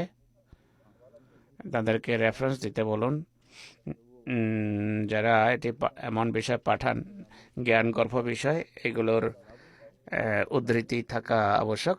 কবে ছেপেছে তা বলা উচিত, কেননা অন্য কিছু সিদ্ধান্ত যা তারপরে হয়েছে সেগুলো প্রভাবিত হতে পারে। আমাদেরকে কোনো কোনো ক্ষেত্রে পরিবর্তন করতে, অ্যামেন্ড করতে হবে। যেমন এরপর যদি সিদ্ধান্ত ছেপে থাকে,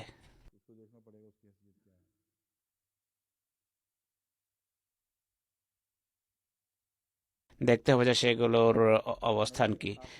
তিনি যা বলেছেন সার কথা হলো, প্রয়াত ব্যক্তির উত্তরাধিকারীরা কতটা নৈকট্য বা কাছের সে অনুসারে বিষয় সিদ্ধান্ত হবে। নিজের ভিত্তিতে প্রয়াত ব্যক্তির পিতার বর্তমানে দাদা উত্তরাধিকারী হয় না। মৃত ব্যক্তির পিতার জীবদ্দশায় দাদা উত্তরাধিকারী হয় না, আর পুত্রদের জীবদ্দশায় পৌত্র উত্তরাধিকারী হয় না। এটি তার কথার সারাংশ যা তিনি প্রথমে বর্ণনা করেন।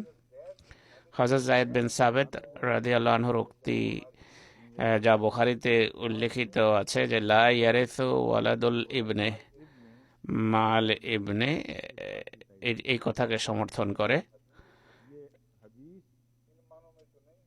এই হাদিস, এটি হাদিস নয়, এটি একটা আসর। হাদিস এবং আসরের পার্থক্য হলো, হাদিসে মহানবীর প্রতি কোনো নির্দিষ্ট উক্তি আরোপ করা হয়, বলা হয় মহানবী বলেছেন এটি, সেটি হলো হাদিস।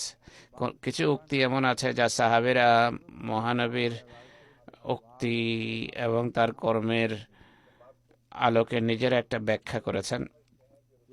তারা মনে করেন মহানবীর এই অবস্থান ছিল, কিন্তু তাকওয়ার কারণে তারা বলে না যে মহানবীর অবস্থান এটা ছিল, বরং তারা বলেন যে বিষয়টি এমন হওয়া উচিত। এমন কথা যা সাহাবীরা নিজেদের পক্ষ থেকে বলেন, সেগুলোকে আসর বলা হয়। মৌলভী সাহেব হযরত যায়েদ বিন সাবিতের উক্তি উপস্থাপন করেছেন, এটি সেই অর্থে হাদিস নয়। লা ইয়ারিসু ওয়ালাদুল ইবনে মাল ইবনে, পৌত্র পুত্রের সাথে একই সময় উত্তরাধিকারী হবে না।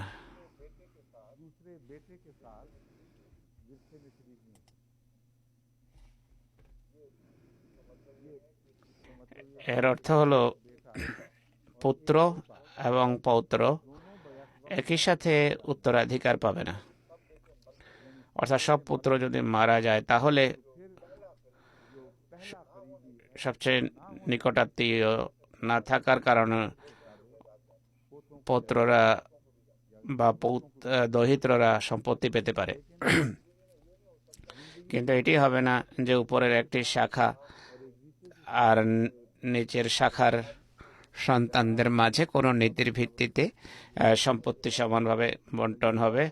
এই হযরত যায়েদের গভীর চিন্তা ভাবনা এবং সেই যুগের অবস্থার উপর দৃষ্টিপাতের ফল। আমি যাই বলেছি, আমার নিজেরও অবস্থান এটি।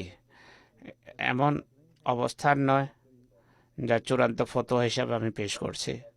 দরসের ক্ষেত্রে আমার বিস্তারিত অবস্থান এটি, ডিটেইল অবস্থান এটি, যা আমি স্পষ্ট করছি।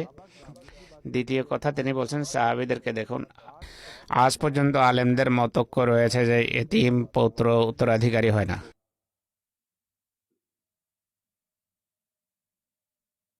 লাই আজমাউহুল্লাহ আলা দালালাতে আল হাদিস। দ্বিতীয় কথা তিনি এটি বলছেন যে আজকের যুগে পৌত্রকে যে উত্তরাধিকার দেওয়ার প্রবণতা দেখা যায়, এটি নতুন একটি প্রবণতা। পুরনো ফোকাহাদের মাঝে সব ফোকাহাকে দেখুন, কোনো দৃষ্টিভঙ্গির ফোকাহা কখনো এই ফতোয়া দেননি যে সেই পুত্রের সন্তান সন্ততি যে কারো জীবদ্দশায় মারা যায় সে উত্তরাধিকারী হবে, এটি কখনো হয়নি। আর আরেকটি হাদিস হলো উম্মত কখনো পুরো উম্মত ভ্রষ্টতায় ঐকমত্যে পৌঁছতে পারে না। অবশ্যই ব্যতিক্রম ধর্মী দৃষ্টিভঙ্গি থাকবেই, যেটিকে এজমা বলা হয়। মৌলভী সাহেব অন্যভাবে উপস্থাপন করছেন যে ভ্রষ্টতায় কখনো এজমা হতে পারে না, অসম্ভব। পুরনো ফোকাহা আর এ বিষয়ে মতৈক্য যে রয়েছে আমাদের আলেমেরা উপস্থাপন করে না। আশা করি আপনি দেখে থাকবেন। হযরত মৌলভী সাহেব, যার গভীর দৃষ্টি ছিল, তিনি পুরো গবেষণার পর এই কথা লিখেছেন। তৃতীয় কথা তিনি বলছেন, যদি স্নেহ পরবশ হওয়াকে ভিত্তি হিসাবে নেওয়া হয়, যেভাবে আমি বলেছি শুধু স্নেহই প্রদর্শন করা হচ্ছে এখানে, তিনি উঠাচ্ছেন ইয়েতিম দরিদ্র নানার অংশ পাওয়া উচিত, একই যুক্তি দিচ্ছেন। আমি আপনাদেরকে বলছি যে হযরত মৌলভী সাহেবের চিন্তাধারা কোরআন এবং হাদিস সম্মত ছিল। এটি এমন নয় যে তা প্রথমে সেটি পড়ে মুখস্থ করে আপনাদেরকে বলেছি, এমন নয়। এই চিন্তা আমার নিজেরই, হযরত মৌলভী সাহেবের চিন্তাধারার সাথে পূর্ণ সামঞ্জস্য রাখে।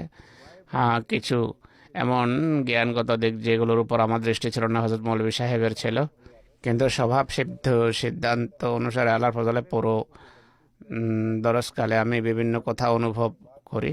আমি যে ব্যাখ্যা করি আল্লাহ তাআলার ফজলে হযরত মসিহ মউদের লেখাকে সেই দৃষ্টিকোণ থেকে যদি পড়েন তাহলে আমার কথার সাথে সামঞ্জস্য পাবেন। এটি আল্লাহ তাআলার এহসান। দরিদ্রের বিষয়টাও তিনি উঠিয়েছেন। ইয়েতিম ভাতিজার তাহার সম্পদশালী চাচার সম্পত্তিরও অংশ পাওয়া উচিত। যদি স্নেহের কথা বলো, এসব গরিবকে কেন বাদ দেওয়া হয়েছে? দাদাকে এতিম পৌত্রের জন্য ওসিয়ত করতে বাধ্য করা যেতে পারে না। তা সত্ত্বেও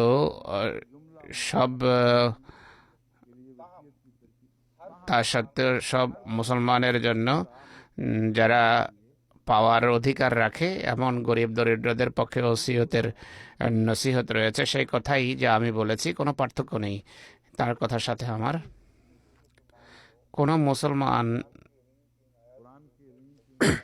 কোনো মুসলমানকে কোরআনের আয়াত অনুসারে ওসিয়ত করতে বাধ্য করা যেতে পারে না।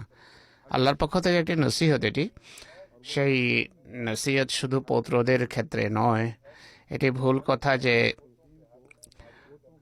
এই ওসিয়তকে পৌত্রদের ক্ষেত্রে সীমাবদ্ধ করা হবে। সব মেয়েদের সন্তানদের ক্ষেত্রে এটি প্রযোজ্য হবে। সব এতিম এবং গরিব আর নিকটাত্মীয়, যারা গরিব কিন্তু বংশের সাথে সম্পর্ক রাখে, তাদের সবার পক্ষে আল্লাহ তাআলা নসিহত করেছেন।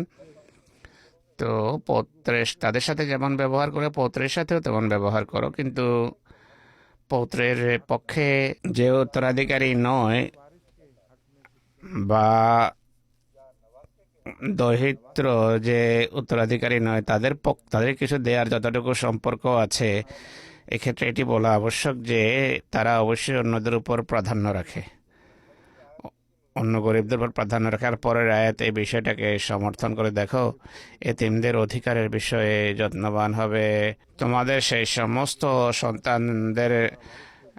সন্তানরা যারা সন্তান রেখে মারা গেছে তাদেরকে দিতে হবে। কতটা দেয়া যায় এটি পৃথক বিতর্ক। 1/3 সংক্রান্ত বিতর্ককে আরও তদন্ত করার পর যা তারা পাবে সেটি তারা উত্তরাধিকারী হিসাবে পাবে না, তারা উত্তরাধিকারী হবে না। তাই এক্ষেত্রে এমন শিক্ষা দেয়া যাবে না উম, যে যারা উত্তরাধিকারী তাদের চেয়ে তাদেরকে বেশি দেয়া হবে। এগুলো, এই অংশগুলো উল্টানোর কোনো যুক্তি নেই।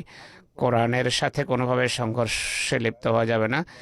কোরআনের কথার গণ্ডিতে থেকে আমাদের আলেমদের উচিত নতুনভাবে কথাগুলো নিয়ে চিন্তা করা এবং ভাবা।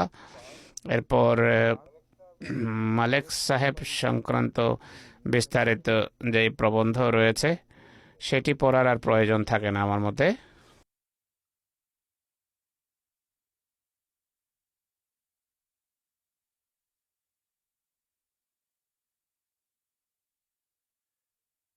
जो दलाइल दिए हैं वो वही তিনি যে যুক্তি দিয়েছেন তা মৌলভী রাজেকি সাহেব মরহুমের বিষয় থেকে অভিন্ন, যা আমি বর্ণনা করেছি। যুক্তি দেওয়ার সময় খুব তাকওয়ার ভিত্তিতেই তারা কথা বলেন। একটি হাদিস উপস্থাপন করে তিনি বলেন, এই হাদিসটি মুত্তাফাক আলাইহি, অর্থাৎ বুখারী মুসলিম উভয় গ্রন্থে আছে।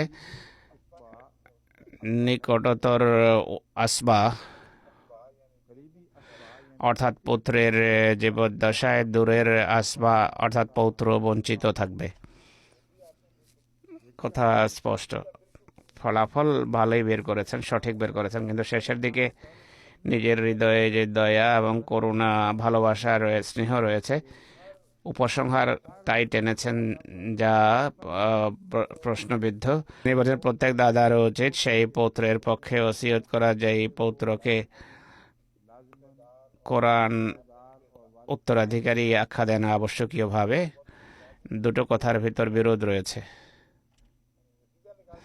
ফলাফল সঠিক বের করেন যে অনেক উচ্চমানের বুজুর্গ মুত্তাকি ছিলেন, কিন্তু সে যুগের কথায় যে প্রভাবিত ছিলেন, মানুষের কথায় প্রভাবিত ছিলেন, এই ভয়ে যে কোথাও কোরআনের বিরুদ্ধে আপত্তি না বর্তায়, যে পুত্রদেরকে কোরআন উপেক্ষা করেছে, এমন সামাজিক চাপ যা ছিল, যার ভিত্তি ছিল পূর্ণের উপর আর হৃদয়ের কমলতার উপর ছিল ভিত্তি। মালিক সাহেবের হৃদয় খুব কোমল ছিল, তাই অন্য পন্থা অবলম্বন করেছেন কোরআনী শিক্ষায় হস্তক্ষেপের।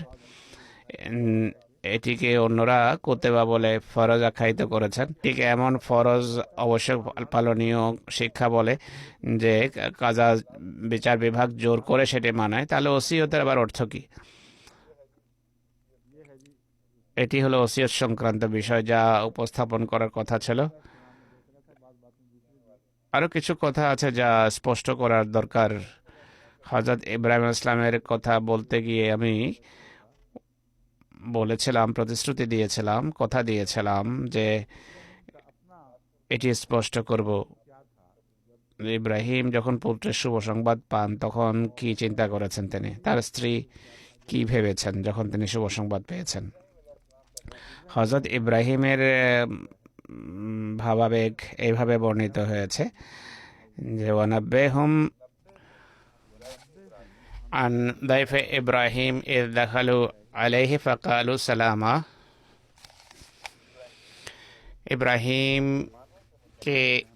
ইব্রাহিমের অতিথিদের সম্পর্কে তাদের অবহিত করো, অর্থাৎ জগৎবাসীকে অবহিত করো যে আসল ঘটনা কি ঘটেছিল। দেখালো আলাইহি ফাকালু সালামা, অতিথি যখন তার বাসায় প্রবেশ করলো, দেখালো আলাইহির অর্থ তার ঘরে প্রবেশ করলো, বা তার সামনে আসলো। আলা ওয়াজিহি একটা শব্দ আছে সেই ধরনের, এই শব্দ অর্থাৎ তার সামনে যখন আসলো। কালু সালামা, তারা বলল সালাম। কালা ইন্না মিনকুম ওয়াজিলুন, তিনি প্রত্যুত্তরে যারা এসেছে তারা সালাম বলেছে। তিনি বলেন ইন্না মিনকুম ওয়াজিলুন, আমরা কিছুটা শঙ্কিত তোমাদের আগমনে, হে আগমনকারী আগন্তুক, আমরা শঙ্কিত। কালু লা তাওজাল, ভয় শঙ্কিত হবেন না, ভয় রাখবেন না। এটি থেকে মনে হয় ইব্রাহিমের পূর্ব থেকেই ধারণা ছিল জাতির দুশ্চরিত্রের কারণে তাদের শাস্তির সিদ্ধান্ত হয়ে গেছে, বা লুতের অবস্থা সম্পর্কে অবহিত ছিলেন। আশঙ্কা ছিল যে কিছু ঘটতে যাচ্ছে। সালামের উত্তরে বলেন যে স্বাগতম, কিন্তু আমার আশঙ্কা হচ্ছে যে কোনো কষ্টদায়ক বিষয় ঘটতে যাচ্ছে। ফেরেশতা বলেন যে এতে আপনার কি? লা তাওজাল ইন্না নুবাশশিরুকা বিগুলামিন আলিম, আদৌ ভয় পাবেন না, আমরা আপনাকে অনেক বড় জ্ঞানী পুত্রের সুসংবাদ দিচ্ছি। এর উত্তরে বলেন আবাশশারতুমুনি আলা আমাসসানিয়াল কিবার ফাবিমা তুবাশশিরুন, তোমরা কি আমাকে শুভ সংবাদ দিচ্ছ এমন পরিস্থিতিতে যে আমি বৃদ্ধ হয়ে গেছি। মাসানিয়াসু, বৃদ্ধ বয়স আমাকে স্পর্শ করেছে। মাসানিয়াল কেবার অর্থাৎ আমি বৃদ্ধ হয়ে যাচ্ছি। মাসাল আজাব এই অর্থে ব্যবহার হয় যেন আমার শরীরে প্রবেশ করছে বা করেছে। ফাবেমা তুবাশশির, কোন ভিত্তিতে? ফাবেমা, কোন ভিত্তিতে আমাকে তোমরা এই শুভ সংবাদ দিচ্ছ আমাকে? কালু বাশশারনাকা বিল হক ফালা তাকুম মিনাল কানিতিন, তারা বলে আমরা সত্যভিত্তিক শুভ সংবাদ দিচ্ছি। ফালা তাকুম মিনাল কানিতিন, তাই নিরাশ হতাশ লোকদের অন্তর্ভুক্ত হবেন না, যারা হতাশ হয়ে যায়। তিনি যে বৃদ্ধ হওয়ার দিকে ইঙ্গিত করলেন, ফেরেশতারা ভেবেছে যে নিজের বৃদ্ধ হওয়ার কারণে ইব্রাহিম নিরাশ। ইব্রাহিম এটিকে ভ্রান্ত আখ্যায়িত করছেন। কালা ওমা ইয়াকনাতু বিরাহমাতি রাব্বি ইল্লা দাল্লুন, এটি কিভাবে হতে পারে?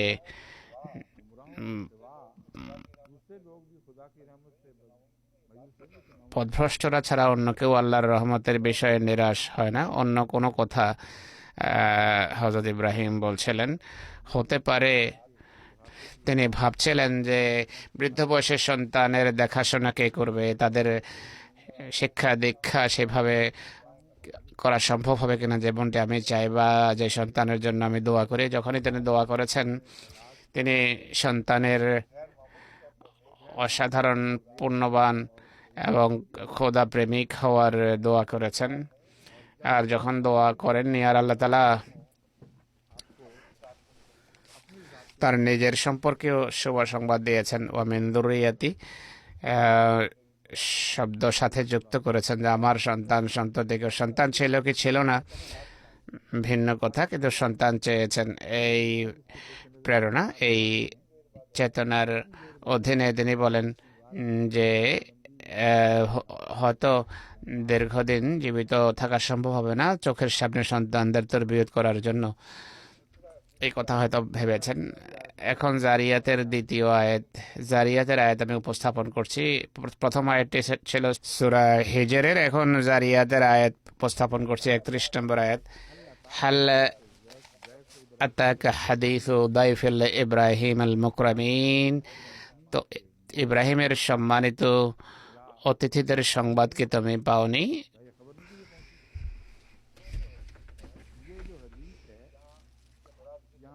এখানে হাদিস বলতে জিকির বোঝায়।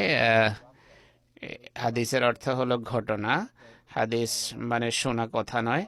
অনেক সময় ঘটনার জন্য আর আরবিতে হাদিস শব্দ ব্যবহার হয়। তুমি কি ইব্রাহিমের সম্মানিত অতিথিবৃন্দের ঘটনা শুনুনি? ইজ দাখালু আলাইহি ফাকালু সালামা কালা সালামুন কওমুম মুনকিরুন। মুনকিরুন শব্দে সেদিকে ইঙ্গিত করা হয়েছে যেটি পূর্বে ওয়াজেলুন শব্দের মাধ্যমে ব্যক্ত করেছেন। মুনকিরুনের অনুবাদ কেউ কেউ করে আগন্তুক। মুনকিরুনের একটি অর্থ হলো যাদের আগমন ততটা পছন্দনীয় নয়। অতিথি, সম্মানিত অতিথি মনে হয় এমন কাজের জন্য এসেছেন যে বিষয়ে আমরা শঙ্কিত, তাই মুনকিরুন শব্দ আসতেই বলা এটি সে প্রচ্ছন্ন ভীতির দিকে ইঙ্গিত করছে। পূর্বে যা বর্ণনা করা হয়েছে তার তার বিরোধী কথা নয় এটি, সেটি অন্যভাবে এখানে প্রকাশ করা হয়েছে। এখানে একটি অতিরিক্ত শব্দ আছে কালা সালাম, যা পূর্বের আয়াতে ছিল না। তাই হতে পারে একবার যখন শুভ সংবাদ পেয়েছেন এই ঘটনা ঘটেছে, পরের বার শুভ সংবাদ যখন পেয়েছেন তখন সেই ঘটনা ঘটেছে। অনেক সময় এক শুভ সংবাদ বারবার বিভিন্ন রূপে দেয়া হয়। হযরত মরিয়মের ক্ষেত্রেও স্পষ্টভাবে কোরআন থেকে প্রমাণ হয় যে বারবার স্বপ্নেও তিনি শুভ সংবাদ পেয়েছেন। ফেরেশতারা মানুষের রূপ ধারণ করে শুভ সংবাদ দিয়েছে। তাই এই কথা বলা একই ঘটনার দুটো ভিন্ন বিবরণ সঠিক নয়। এই ঘটনা বারবার ঘটে থাকবে, আর যখন হয় কিছুটা পার্থক্য থাকে সংলাপের মাঝে, হুবহু একই কথার পুনরাবৃত্তি ঘটে না। ফারাগা ইলা আহলিহি ফাজাআ বিআজলিন সামিন, তাদের সেখানে বসিয়ে আগন্তিক অনুবাদ করা এই অর্থে হয়তো সঠিক হয়তো হতে পারে। তোমরা এটি বলছেন যে তোমাদের আমি চিনি না, তোমরা পরিচিত নও। এই অনুবাদ এই দিক থেকে বেশি যুক্তিযুক্ত মনে হয়। ওয়াজেলনের সাথে একই ঘটনা হিসেবে যদি নেওয়া হয় তাহলে অনুবাদ তাই হবে যা বর্ণনা করলাম। দ্বিতীয় অর্থ হলো এই ঘটনা একাধিকবারও ঘটতে পারে। এবার যে ঘটনা ঘটেছে এর বিস্তারিত বিবরণ হলো, ইব্রাহিম আলাইহিস সালাম এলাকার লোকদেরকে চিনতেন এবং জানতেন যে আল্লাহ তাআলা অনেক সময় অন্য লোকদের মাধ্যমেও সংবাদ পৌঁছান। তাদের আশা, তাদের ধরন, স্টাইল, চেহারার জ্যোতি প্রকাশ করছিল যে এরা সাধারণ মানুষ নয়। এই কারণেই বলছেন যে মুকরামিন, খুবই সম্মানিত লোক মনে হচ্ছে। তাদেরকে মুনকার বলা এই অর্থে হয়তো বেশি যুক্তিযুক্ত। হয়তো এটি ওয়াজেলুনের অর্থ নয়, অন্য অর্থ। মুনকেরুনের অর্থ অপরিচিত হতে পারে, যাদেরকে এই এলাকায় কখনো দেখা যায়নি। সম্মানিত, সম্ভ্রান্ত হয় কিন্তু বাহির থেকে এসেছেন। এই অনুবাদ যদি সঠিক হয় তাহলে পরের আয়াত এই কথার সাথে সামঞ্জস্য রাখে। ফারাগা ইলা আহলিহি ফাজাআ বিআজলিন সামিন, জিজ্ঞেসই করেননি যে তোমরা ক্ষুধার্ত কিনা, খাবার খাবে নাকি খাবে না, এমনটা জিজ্ঞেস করেননি যেভাবে আজকাল অতিথিকে অনেকেই প্রশ্ন করে। আগে সামনে রাখো খাবার, এটি উন্নত চরিত্রের প্রমাণ, ইব্রাহিমের সুন্নত। এই বিতর্কে যেও না যে খাবার খেয়েছেন কিনা। যখন জিজ্ঞেস করা হয়, অনেক সময় আমি দেখেছি যে আমাদের ঘরে অনেক সময় ঘটে, আমি বাধা দিই মানুষকে যে মানুষকে পরীক্ষা করো কেন, পরীক্ষায় ফেলো কেন। অনেকেই খাবারের সময় আসে, লজ্জা বোধ করে আর কথা শেষ করে ঘরে ফিরে যেতে চায়। যদি জিজ্ঞেস করা খাবার খেয়েছেন কিনা, অনেক মানুষ চরিত্র এবং সত্য দুইয়ের মাঝে কোনটিকে প্রাধান্য দেবে সে সিদ্ধান্ত করতে পারে না। তারা সত্যকে জলাঞ্জলি দেয় তথাকথিত চরিত্রের নামে, বলে যে খাবার খেয়ে এসেছে। অনেকেই ফেঁসে যায় যে খাবার খাইনি, কিন্তু একই সাথে বলে যে খাইনি তবে ক্ষুধা নেই। এমন সমস্যায় মানুষকে ঠেলে দেওয়ার দরকার কি? খাবার যদি থাকে ডাকো যে আসেন খাবার খান, যদি খাবার না থাকে কিছু সামনে উপস্থাপন করো। জিজ্ঞেস করার প্রয়োজন নেই যে খাবার খেয়েছেন কিনা। ইব্রাহিমের সুন্নত এটি ছিল। ফারাগা ইলা আহলিহি ফাজাআ বিআজলিন সামিন, তিনি তার স্ত্রীর কাছে যান আর মোটা ভুনা বাছুর নিয়ে এসেছেন। হয়তো কিছু সময় লেগেছে, 1 সেকেন্ডে তো এটি হয়ে যায়, নিজে জবাই করে ফেলেছেন। এমন তারা অতিথি অপেক্ষায় ছিলেন। তারা ফাকাররাবাহু ইলাইহিম ক্বালা আলা তাকুলুন, তাদের সামনে উপস্থাপন করে বলেন যে খাবে না। তিনি আশ্চর্য হন যে প্রধানত অতিথি যখন আসতো সেই যুগে পথের মধ্যে হোটেল তো ছিল না, ড্রাইভার হোটেল, যে সেখান থেকে খেয়ে এসে থাকবে। সাধারণত এটি ধারণা যে ক্ষুধার্ত হবেন, খাবার খাননি। দেখুন, একটা বাছুর নিয়ে এসেছেন, জবাই করেছেন, ভুনেছেন, খাওয়ার যোগ্য হয়েছে। এই সময়ের ভিতর মানুষ যতটাই খেয়ে থাকে আবার ক্ষুধা লেগে যায়। আর সুগন্ধ এমন হয়ে থাকে যে যে ব্যক্তি পেট ভরা থাকে সেও ধৈর্য ধারণ করতে পারে না, তাই আশ্চর্য হয়ে জিজ্ঞেস করেন যে আলা তাকুলুন ফাআউজাসা মিনহুম খিফা। এখানেও খিফা শব্দ ব্যবহৃত হয়েছে, যে তিনি ভয় বা শঙ্কা বোধ করেন। প্রথম পূর্বের ঘটনায় সব কথা আসেনি।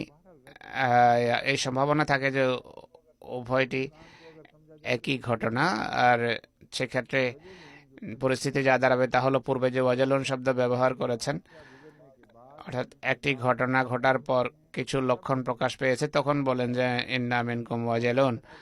অনেক সময় শুভ সংবাদ একাধিকবারও দেয়া হয়ে থাকে।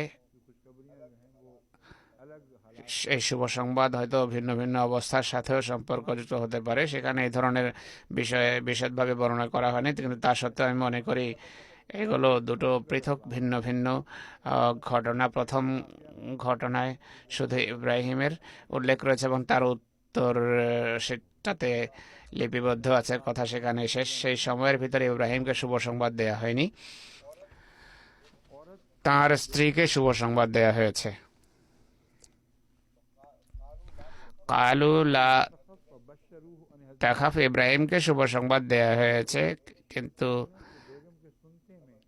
যে তার স্ত্রী শুনছিলেন, আর শোনার পর তিনি সেই শুভ সংবাদ নিজের সাথে সম্পৃক্ত করে তাতে সে সম্পর্কে কথা বলেন। কালু লা তাখাফ ফাবাশশারুহু বিগুলামিন আলিম, অর্থাৎ জ্ঞানী সন্তানের সংবাদ দিচ্ছেন। ফাআকবালাত ইমরাতুহু ফি সাররাতিন ফাসাক্কাত ওয়াজহাহা ওয়া ক্বালাত আজুজুন আকিম। মহিলারা অনেক সময় নিজেদের মুখে থাপ্পড় মারেন বা চপেট আঘাত করেন তার বিস্ময় প্রকাশ করতে গিয়ে, যে হ্যাঁ এটি কি ঘটলো। মহিলাদের এই যে প্রবণতা পুরনো যুগ থেকেই চলে আসছে, তাই অনুবাদ করা কঠিন কিছু নয়। এখানে অনুবাদকরা নিজেরাই লজ্জাবোধ করে যে হয়তো এইভাবে তিনি নিজের চেহারায় মেরে থাকবেন। হযরত মুসলিম মওদও অনুবাদ করতে গিয়ে এই জটিলতার সম্মুখীন হয়েছেন। এই কারণে তিনি অনুবাদ করছেন যে স্ত্রী আসেন, তার চেহারায় লজ্জার ছাপ স্পষ্ট ছিল। তিনি জোরে সজোরে নিজের মুখে হাত মারেন এবং বলেন যে আমি একে বৃদ্ধা। আকবালাত ইমরাতুহু ফি সাররাতিন, সাররার অনুবাদ কি লজ্জা, লজ্জার ছাপ যা চেহারায় ছিল। আমার মতে এই অনুবাদ করা হয়েছে। মুসলিম আশ্চর্য হন যে এক নবী স্ত্রী মুখে থাপ্পড় মারবেন, এটি অসুন্দর দেখায়। তিনি এর তখন বৈধতা উপস্থাপন করেন। তিনি এই ঘটনার জন্য লজ্জাকে দায়ী করেন।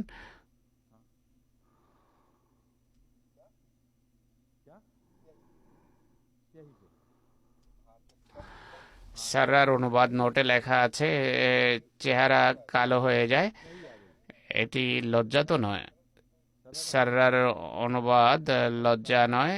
আমি বলছি যেখানে কোনো ব্যক্তির প্রতি যখন শ্রদ্ধা এবং সম্মানের দিকটাকে প্রাধান্য দিতে গিয়ে মুফাসসিররা আসল অনুবাদকে উপস্থাপন না করে শব্দ কিছুটা কোমল রূপে উপস্থাপন, নরম করে উপস্থাপন করে, যেন অনেক ব্যক্তির উপর কোনো প্রভাব না পড়ে।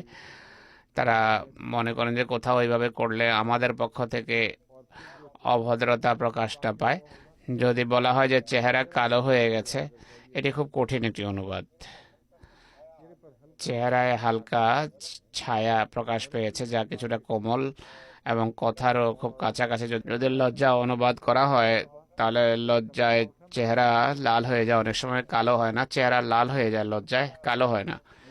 যাই হোক, হযরত মুসলিম এই অনুবাদ করেছেন। স্ত্রী আসেন, তার চেহারায় লজ্জার ছাপ স্পষ্ট ছিল, তিনি সজোরে মুখে হাত মারেন। সাক্কাত ওয়াজাহা, নিজের মুখে থাপ্পড় মেরেছেন। এটি হলো শাব্দিক অনুবাদ।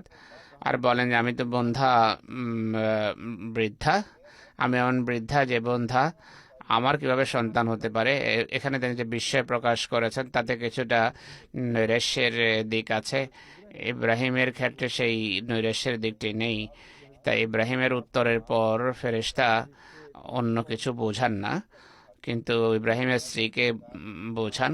কালু কাযালিক ক্বালা রাব্বুকা ইন্নাহু হুয়াল হাকীমুল আলীম। হে নবী স্ত্রী, এমনই হবে, এটি সত্য কথা আপনি যা বলেছেন, আপনি বৃদ্ধাও আর বন্ধাও, কিন্তু আপনার প্রভু বলেছেন তাই এমনই হবে।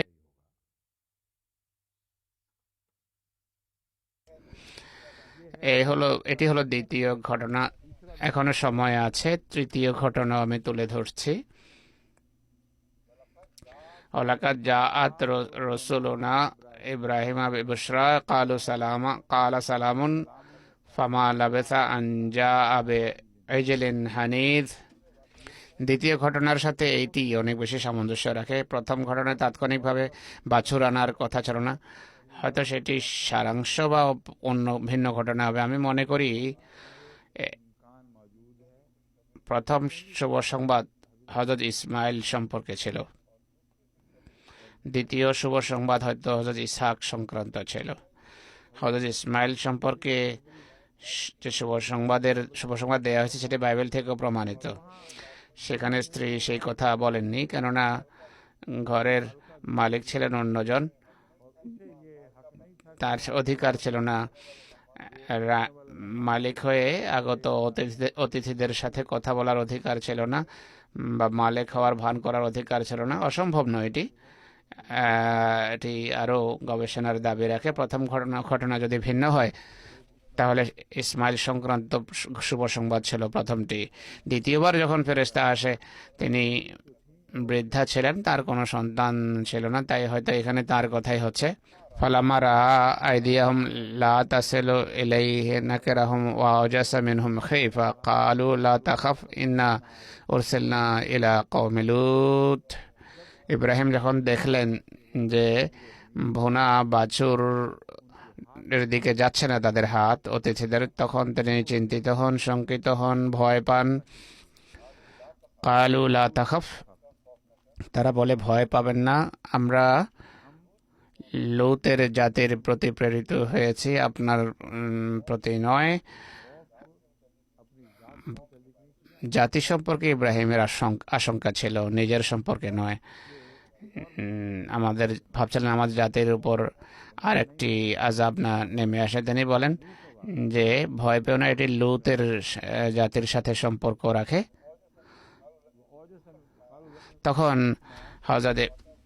তখন কোরআনে আছে যে ওয়ামরাতাহু কায়মাতুন ফাদাহিকাত ফাবাশশারনাহা বিইসহাক। তখন তার স্ত্রী যিনি পাশে ছিলেন, তিনি এটি শুনে হাসেন। দাহিকার একটা অনুবাদ করা হয়, তিনি কিছুটা শঙ্কা বোধ করেন, ভয় পান। মুসলিম অনুবাদ করেছেন। তিনটি অনুবাদ করা যায় দাহিকাতের, একটা হলো ভয় পাওয়া, আর একটা হলো হাসা, আর একটা অনুবাদ হলো তার ঋতুস্রাব শুরু হয়ে যায়। এই অনুবাদও এই ক্ষেত্রে প্রযোজ্য হতে পারে।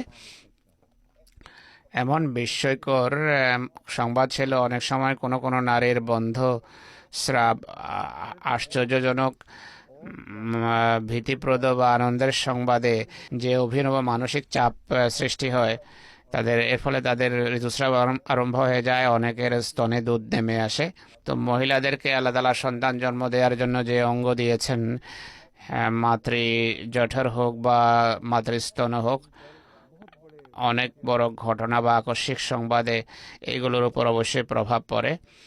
তো হতে পারে কি সংবাদ তাকে প্রভাবিত করেছে। অনুরূপ বিষয় হযরত মারিয়ামের ক্ষেত্রেও বর্ণিত হয়েছে। তিনি সুদর্শন ফেরেশতা যখন আসলো, কোনো ঘটনা মরিয়মের হৃদয়ে ঘটেছে, অতিবাহিত হয়েছে, যার ফলে মরিয়মের মাঝে কিছু পরিবর্তন এসেছে। এই উভয়টির যেহেতু সাদৃশ্য রয়েছে, তাই আমার মতে এই উভয়টি ইসহাকের সাথে সম্পর্ক রাখে, যেখানে তার স্ত্রীর কথা এবং বিস্ময়ভূত হওয়ার কথা নেই, সেটি হযরত ইসমাইলের সাথে সম্পর্কযুক্ত হবে। قالت يا ويلتى أألد وأنا عجوز وهذا بعلي شيخا إن هذا لشيء عجيب। হযরত ইব্রাহিমের প্রতিনিধিত্বে তিনি কথা আরম্ভ করে দেন, আমাকে শুভ সংবাদ দিচ্ছ? ইয়া ওয়াইলাতা, হায় হলো কি এটি? আনা আজুজুন, আমি হলাম এক বৃদ্ধা, আর এই হলো আমার বুড়া স্বামী। ইন্না হাযা লাশাইউন আজীব, এটি অদ্ভুত একটি বিষয়। কালু আতাজাবিনা মিন আমরিল্লাহ, তারা বলল যে আল্লাহর সিদ্ধান্তে তুমি বিস্ময় প্রকাশ করছো। রহমতুল্লাহি ওয়া বারাকাতুহু আলাইকুম আহলাল বাইত, হে আহলে বাইত, তোমাদের প্রতি আল্লাহর রহমত এবং আশিস রয়েছে।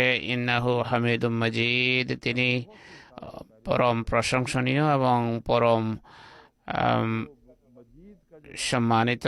মজিদ শব্দকে হামিদের সাথে একসাথে রাখা হয়েছে এই জন্য যে তোমার সন্তান হবে, কিন্তু এটি মানুষের হাসির কোনো কারণ হবে না।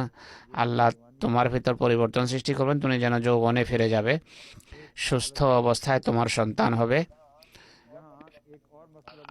আরও একটি বিষয়ের সমাধান হয়ে গেল এর সাথে, তা হলো আহলুল বাইতের যে অনুবাদ শিয়ারা করে সেটি সঠিক না, যে অনুবাদ আমরা করি সেটি সঠিক। তারা বলে আহলে বাইতের পরিভাষাটি স্ত্রীদের জন্য ব্যবহার হয় না, সন্তানদের ক্ষেত্রে ব্যবহার হয়।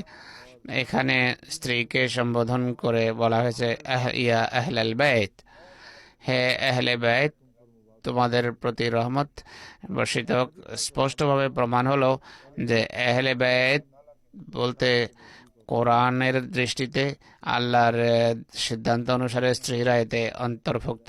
স্ত্রীরা আহলে বাইতের বাইরে নয়, আর সন্তানরাও এর অন্তর্ভুক্ত, নবী সন্তানরা।